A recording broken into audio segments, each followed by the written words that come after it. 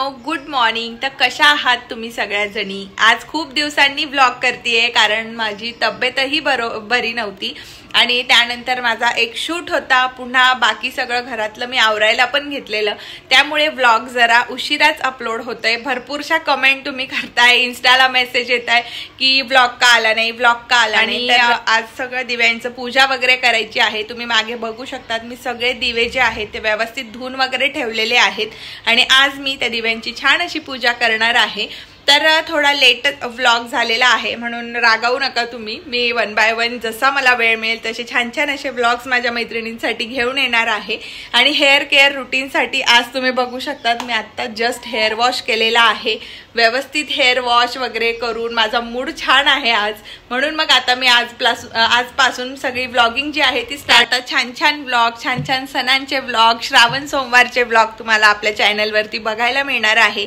कधीतरी असं वाटतं की सगळ्यामधून ब्रेक असायला हवा, म्हणून मग मी 8 दिवसाचा गॅप टाकते व्हिडिओज मध्ये आणि मग 8 दिवस पूर्ण आराम करते, मग पुन्हा मी ब्लॉगिंग करायला स्टार्ट करते। तर आता ब्लॉगिंग कंटिन्यू असणार आहे। सगळे व्हिडिओज तुमच्या ज्याही काही रिक्वेस्ट आहे किंवा अजून जे काही तुम्हाला बघायचंय ब्लॉग थ्रू, कुठली इन्फॉर्मेशन तुम्हाला हवी असेल देवपूजे रिलेटेड, तुम्हाला माझं देवघरातलं सगळं साहित्याचा एक व्हिडिओ हवा आहे, ते सगळं मी वन बाय वन अपलोड करेल। तर चला ब्लॉग स्टार्ट करूया।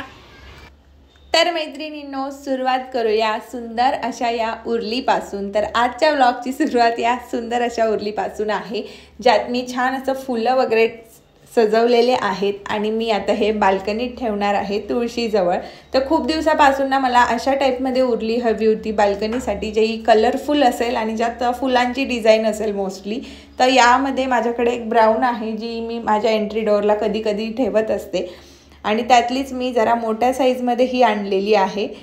तर त्यानंतर आज आहे आपली दीप अमावस्या आणि दीप अमावस्येचं सगळ्यात महत्त्वाचं म्हणजे सगळ्या दिव्यांची क्लिनिंग, साफसफाई। तर जेवढे माझ्याकडे दिवे होते मेन जे मोठे दिवे आहेत आणि छोट्यांमध्ये जे मोस्टली मी यूज करते ते घेतलेले आहेत। यात मी सगळे दिवे काढलेले नाही आहेत कारण माझ्याकडे 2 समया आहेत मोठ्या, त्या पण खूप मोठ्या आहेत। मग ते एवढं सगळ्या गोष्टी काढून मग पुन्हा ठेवणं, त्यामुळे मग जे लिमिटेड नेहमीच्या वापरातले माझे दिवे आहेत ते सगळं मी काढून घेतलं आणि सगळी काही साफसफाई करून क्लीन करून त्यांना वाळवत मी पुढे ठेवलेलं आहे। तोपर्यंत मी आता देवांची छान अशी पूजा करून घेते आहे। तिथे देव वगैरे माझे धुवून झालेले होते कारण दीप अमावस्येला सगळे देव पण आपल्याला उजळवायचे असतात। तर सगळं काही क्लिनिंग करून मांडणी केल्यानंतर मग आता मी तुम्हाला दाखवते। तर बऱ्याचशा जणींनी मला विचारलं तुम्ही देवांना हळदी कुंकू किंवा गंध नाही लावत का? तर माझे देव चांदीचे आहेत आणि मी त्यांना जास्त म्हणजे हळदी कुंकू जे आहे ते पण कोरडंच लावते आणि हळदी कुंकू मी देवांना लावते। बाकी जे माझे देव आहेत खंडेरा वगैरे यांना पिवळं चंदन किंवा जे आपलं नॉर्मल चंदन असतं, तर त्यात माझ्याकडे एक ओलं चंदन आहे, श्वेतगंध त्याला म्हणतात। तर ते चंदन मी बऱ्याचशा व्हिडिओजमध्ये पण तुम्हाला दाखवले, वाळल्यानंतर ते व्हाईट वाटतं, सो त्यामुळे कदाचित ते या देवांवर दिसत नसेल, बट मी चंदनच लावते देवांना। तर सगळ्यात आधी तुपाचे दिवे लावून पूजेची सुरुवात करून घेणार आहे। तुपाचे दिवे जे मी नेहमी स्वामी मूर्ती आर्ट यांच्याकडून घेत असते ते सगळे तुपाचे दिवे जे आहेत ते मी लावते पूजेमध्ये। तर तुपाचे दिवे लावून घेतलेले आहेत, नंतर देवांना छान असे फुलं वगैरे चढवून सजवणार आहे आणि आज मी देवघरात वापरलेली आहे पर्पल कलरची थीम। तर पर्पल कलरचं आसन वापरून थीम क्रिएट केलेली आहे आणि स्वामींना सुद्धा छान असा ओविश्री कलेक्शन यांच्याकडून हा ड्रेस शिवून घेतलेला आहे, वस्त्र घेतलेले आहेत ज्यात टोपी एकदम छान आहे। तर हे माझ्याकडे पहिलं वस्त्र आहे ज्यात टोपी अशा टाईपमध्ये आहे, सो मी त्या ताईंकडून बनवून घेतलेली आहे।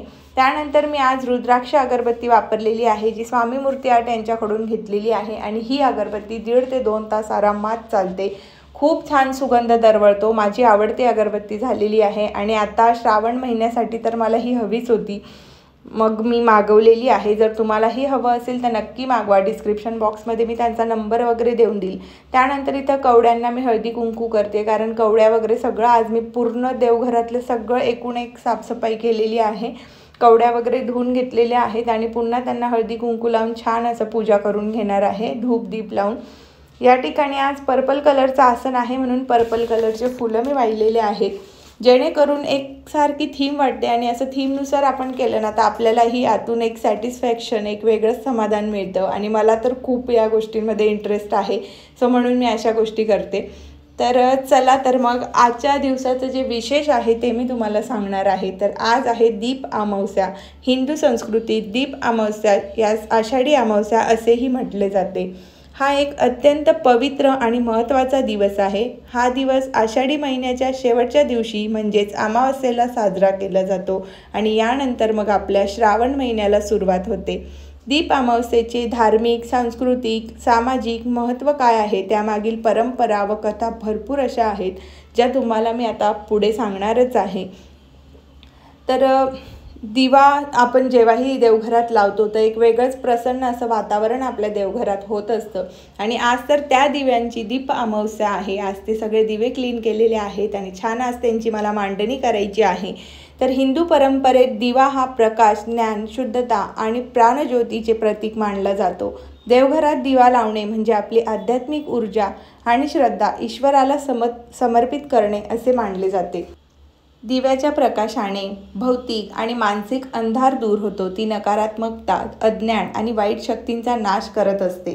तसेच घरात सकारात्मकता, ऊर्जा आणि आनंद निर्माण करत असते। जेव्हाही आपण संध्याकाळी दिवा लावतो देवघरात तुळशीजवळ तर तेव्हा एक वेगळंच वातावरण आपल्या घरात तयार होत असतं। खूप प्रसन्न वाटत असतं आणि एक वेगळीच ऊर्जा आपल्याला आपल्या घरात जाणवत असते। तर हे सगळं काही दिव्याचं महत्त्व आहे। ज्या दिवशी आपण आपल्या घरी दिवा लावला नाही संध्याकाळी तर त्या दिवसाचं वातावरण आणि दिवा लावल्यानंतरचं वातावरण तुम्ही नक्की ऑब्झर्व करा, तुम्हाला खूप मोठा फरक, ह्यूज डिफरन्स बघायला मिळेल। तर आपल्या रोजच्या जीवनात दिव्याचे खूप विशेष महत्त्व आहे। प्रत्येक शुभ कार्यामध्ये मग देवाची पूजा असो, आरती, वाढदिवसाचे औक्षण किंवा एखाद्या समारंभाची सुरुवात असो, दीप प्रज्वलनाला विशेष असं महत्त्व दिलेलं आहे। दिवा हे प्राणज्योतीचे प्रतीक आहे। आत्म्याची प्राणज्योत ही ईश्वराशी जोडलेली आहे, म्हणून देवघरातील दिवा लावण्याचेही तितकेच महत्त्व आहे। तर मैत्रिणींनो, दिव्याचं महत्त्व फार असं वेगळं तुम्हाला काही सांगण्याची गरज नाही, कारण घरातल्या लहान मुलापासून तर म्हाताऱ्या व्यक्तीपर्यंत, वडीलधाऱ्या व्यक्तींपर्यंत सगळ्यांनाच दिव्याचे महत्त्व हे आधीपासूनच माहीत असतं, प्रत्येकाला माहीत आहे। तर आता दीप अमावस्येचे महत्त्व काय आहे हे जरी तुम्हाला माहीत असेल तरी माझ्या थोडक्यात मी तुम्हाला मला जितकं माहिती आहे तितकं सांगण्याचा माझा प्रयत्न आहे या व्हिडिओ थ्रू। तर आषाढ जी दीप अमावस्या म्हणून साजरी केली जाते, विशेषतः महाराष्ट्र आणि कर्नाटकात उत्साहाने पाळली जाते। या दिवशी घरातील सर्व दिवे, पंती, समई आणि निरंजन स्वच्छ करून त्यांची मनोभावे पूजा केली जाते। ही प्रथा पावसाळ्यातील गडद अंधार दूर करून श्रावण महिन्याचे स्वागत करत असते। तर मला श्रावण महिना हा माझा आधीपासूनच खूप फेवरेट आहे आणि माझा बर्थडेसुद्धा श्रावण महिन्यात येतो, माझा जन्मसुद्धा श्रावण महिन्यात झालेला आहे आणि मी चौथी पाचवीत असल्यापासून मी श्रावण सोमवार करत आलेली आहे। जसं की तुम्हाला माहीतच आहे, महादेवाची भक्ती मी लहानपणापासून करत आलेली आहे, त्यामुळे मला या श्रावण महिन्याचं फार एक विशेष महत्त्व आहे। तर जशी आषाढी एकादशी येते ना तेव्हापासून मला या महिन्याची चाहूल लागलेली असते आणि असं वाटतं की कधी श्रावण सुरू होईल, कधी आपलं सगळं महादेवाच्या मंदिरात जाणं वाढेल, कधी ते छान छान पूजा आणि कधी ते सगळं मी तुमच्यासोबत शेअर करेल, अशी एक नवीनच उत्सुकता आता गेल्या वर्षापासून आलेली आहे। असंही लहानपणापासून श्रावण महिन्याचं एक विशेष महत्त्व माझ्या घरी पण होतं। आमच्या घरी माझे पप्पा पण महिन्याभराचे उपवास या दिवसांमध्ये करतात। तर छान असं वातावरण असतं, खूप छान वाटतं। पावसाळ्यात ते देवाधर्माच्या सगळ्या गोष्टी होत असतात, आपल्या भगवान शिवशंकरांच्या छान अशा सेवा आपल्या हातून घडत असतात। सगळीकडे पाहाल तिथे तुम्हाला बेलपत्र, पांढरी फुलं, धोत्र्याचं फळ, धोत्र्याचं फूल अशा भरपूर गोष्टी बघायला मिळतात। तर हे सगळं मला खूप आवडतं। स्पेशली श्रावण महिन्यामध्ये ह्या ज्या वाईब्स असतात ना, ह्या काहीतरी वेगळीच एनर्जी, काहीतरी वेगळ्याच वाईब्स असतात। त्यामुळे श्रावण महिना माझा आवडीचा महिना आहे, मला खूप आवडतो। तर आज मी दिव्यांना जास्त दिवे घेतलेले नाही आहे, जे मोस्टली माझ्या पूजेत यूज होतात तेच दिवे मी स्वच्छ करून व्यवस्थित आज पूजा करणार आहे। तर असं म्हटलं जातं की या दिवशी दिव्यांना आराम दिला जातो, दिव्यांना स्वच्छ करून त्यांना आराम द्यायचा असतो, असं मी लोकमतच्या एका व्हिडिओमध्ये ऐकलं, हे मला पण माहीत नव्हतं। सो त्यामुळे ना मी फक्त देवघरात 2 दिवे प्रज्वलित केलेले आहेत आणि एक मेन दिवा, असे 3 दिवे आणि त्यानंतर बाकी जे दिवे आहेत त्यांमध्ये मी ह्या कॅन्डल्स लावलेल्या आहेत। तर ह्या कॅन्डल्स ज्या आहेत ह्या सोलिमो ब्रँडच्या आहेत आणि तुम्हाला बर्थडे, काही विशेष दिवस, तुमचं ॲनिव्हर्सरी डेकोरेशन असेल किंवा काहीतरी बाळाचं आगमन वगैरे करायचं असेल किंवा ज्या नवीन ब्राईड्स असतात त्यांच्या एंट्री, अशा भरपूर ऑकेजनसाठी तुम्ही ह्या कॅन्डल्स यूज करू शकता तुमच्या नीडनुसार. तर या ठिकाणी मी इथे समई वगैरे त्यांच्यामधले जे स्क्रू आहेत ते सगळे काढून घेतलेले आहेत. एक मेन दिवा प्रज्वलित केलेला आहे तेलाचा आणि त्यानंतर जे दोन चांदीचे निरंजन आहेत त्यात मी गाईच्या तुपाचा दिवा लावलेला आहे आणि बाकी सगळ्या दिव्यांमध्ये या कॅन्डल्स लावणार आहे. आणि एक मेन अशा दिव्याची पूजा करून आपल्याला आजची ही दीप अमावस्या जी आहे ती अशा प्रकारे साजरी करायची आहे. तर भरपूर ठिकाणी कणकेचे दिवे बनवले जातात, पण आमच्याकडे अजून माझ्या मम्मीनेही कधी ते केलेलं नाही आहे किंवा आमच्या आईने पण केलेलं नाही आहे. सो त्यामुळे मग मी कणकेचे दिवे वगैरे काही बनवलेले नव्हते. मी फक्त आपलं जे नेहमी आमच्या घरात जसं होतं त्या पद्धतीने मी पूजा केलेली आहे आणि छानसा शिऱ्याचा नैवेद्य दाखवून आजची जी ही दीप अमावस्या आहे ती मी साजरी केलेली होती. तर भरपूरशा मैत्रिणी मला कमेंट करताय हेअर केअर रुटीनचा व्हिडिओ बनवा, हेअर केअर रुटीनचा व्हिडिओ बनवा. जसं की मी तुम्हाला सांगितलं मी तो व्हिडिओ बनवायच्या प्रोसेस जी आहे ती सुरू केलेली आहे. फक्त मला थोडा वेळ द्या, कारण एखादा व्हिडिओ किंवा कुणाला काही आपल्याला टिप्स द्यायच्या असतात तर त्याचा प्रॉपर आपल्याला सगळी व्यवस्था, सगळं काही माहिती, सगळं काही स्क्रिप्ट वगैरे तयार करावी लागते. नुसतं उठलं आणि मोबाईल घेतला, कॅमेरा घेतला, शूट केलं आणि काहीतरी बोललं व्हिडिओ, तर व्ह्यूजसाठी मी व्हिडिओ बनवत नाही. हे आधीपासून माझं आहे. मला फक्त तुमच्यापर्यंत प्रॉपर माहिती आणि प्रॉपर माझं हेअर केअर रुटीन व्यवस्थित पोचवायचं आहे. म्हणूनच हेअर केअरचा व्हिडिओ जो आहे तो बनवायला मला वेळ लागतो. तशी मी प्रोसेस जी आहे ती स्टार्ट केलेली आहे. थोडा वेळ द्या मला, अगदी व्यवस्थित प्रॉपररित्या तुमच्यासोबत मी शेअर करणार आहे हेअर केअरचा रुटीनचा व्हिडिओ. तर मैत्रिणींनो, आज रेड कलरचं आसन आहे दिव्यांसाठी, म्हणून मग व्हाईट आणि येलो कलरचे फुलं मी घेतलेले आहेत. मला मोस्टली गजरेच ठेवायचे होते दिव्यांसाठी, बट गजरे घ्यायला मी गेले नाही आणि माझी तब्येतही बरी नव्हती 2 दिवस. त्यामुळे हे सगळं जाणं फिरणं, व्हिडिओ लेट होणं हे सगळं त्यामुळेच चाललं आहे. तर छान असे दिव्यांना फुलं ठेवले, प्रत्येक दिव्याला हळदी कुंकू लावून छान अशी दिव्यांची पूजा केली आणि मग सगळे प्रज्वलित केले. त्यानंतर सुंदर असं डेकोरेशन केलं झेंडूच्या फुलांनी आणि मग संध्याकाळी व्यवस्थित मी शास्त्रोक्त पद्धतीने पूजा केलेली आहे.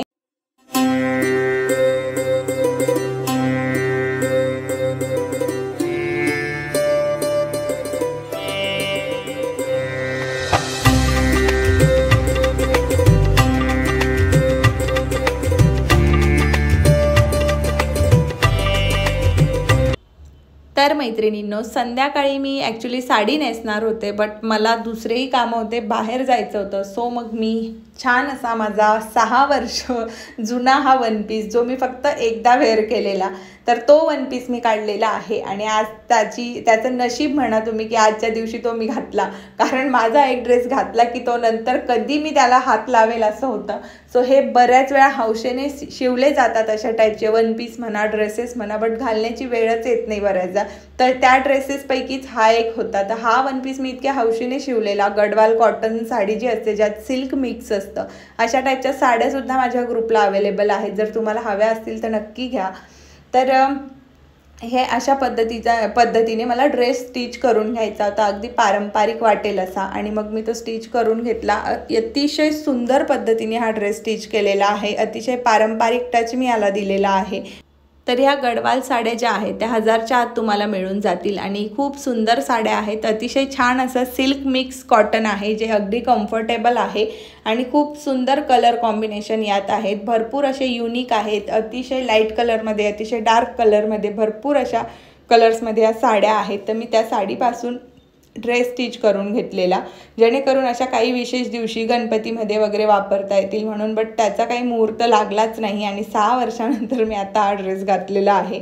तर खूप छान वाटत होतं आणि 6 वर्षानंतरही तो ड्रेस मला फिट होतोय, म्हणजे मी खूप काही जाड झालेली नाही आहे. तर तो एक वेगळा दिलासा मिळाला मला. त्यानंतर मग सगळ्यात महत्त्वाचं म्हणजे एक मेन जो मधला दिवा आहे तो मी प्रज्वलित केला आणि त्यानंतर हळूहळू 1 बाय 1 सगळे दिवे जे आहेत ते लावून घेतलेले आहेत. दिव्यांची छान अशी पूजा करून घेतलेली आहे आणि अशा प्रकारे आमच्याकडे सिंपल, साधी, सोपी अशी ही दीप अमावस्या केली जाते.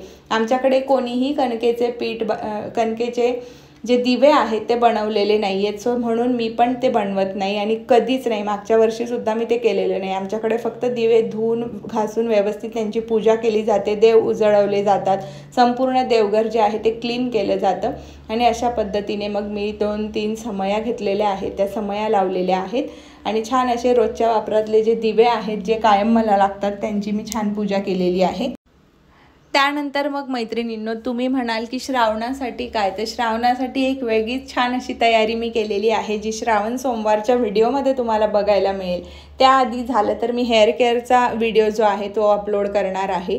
तर ह्या ज्या कॅन्डल्स आहेत ना, तुम्ही बघू शकतात, अतिशय छान आणि मेस फ्री आहेत, जेणेकरून तुमची पूजा जी आहे ती अजून छान होईल. तर तुम्ही मी आज दिव्यात का लावली आहे, कारण मी एका व्हिडिओमध्ये बघितलं की दिव्यांना त्या दिवशी आराम असतो, म्हणून मी रोजच्याच वापरातले 2-3 दिवे जे आहेत त्यात तुपाचा दिवा लावलेला आहे, तुपाच्या वात घालून लावलेले आहेत आणि बाकी जे आहे तिथं मी कॅन्डल्स वापरलेले आहेत. तर डेकोरेशनसाठी सुद्धा खूप सुंदर दिसत होत्या. नंतर मी खालच्या साईडने सुद्धा ह्या कॅन्डल्स लावल्या आणि खूप छान अगदी मेस फ्री डेकोरेशन याने तुम्ही करू शकतात. तर अशा पद्धतीने मी केलेलं आहे.